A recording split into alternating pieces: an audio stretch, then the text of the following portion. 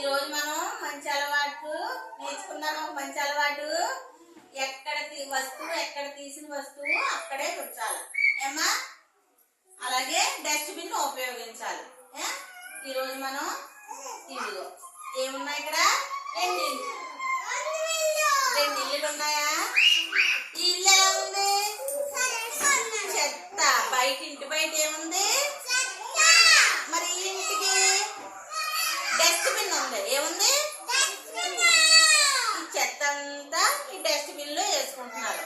కానీ ఇంటి నిండా ఏముంది? ఇంటి చుట్టూరు చెత్త అంతా ఎలా పడుందో చూసారా? ఈ చెత్త అంతా ఉండడం వలన దోమలు ఈగలు అన్ని వచ్చి ఇదంతా దోమలు ఈగలు మనం తినే ఆహారం మీద వచ్చేసి మనల్ని అవి కుట్టేస్తాయి. ఏం చేస్తాయి? కుట్టేస్తాయి. అందుకని ఇల్లు ఎప్పుడు శుభ్రంగా ఉంచుకోవాలి. ఎలా ఉంచుకోవాలా?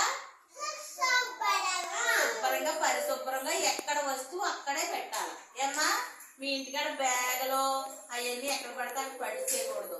అలాగే మన స్కూల్లో వెళ్ళినప్పుడు కూడా షూ అన్ని ఒక దగ్గర పెట్టుకొని, వస్తువులు బ్యాగులు అన్ని ఒక దగ్గర పెట్టుకొని జాగ్రత్తగా ఉండాలి. ఉంటారా? ఇలా పరిశుభ్రంగా ఉంచుకుంటారా? డస్ట్బిన్ లో వేస్తారా? చెత్త అంతానే వేస్తారా? మీరు ఓకే, క్లాస్ కొట్టండి అందరూ.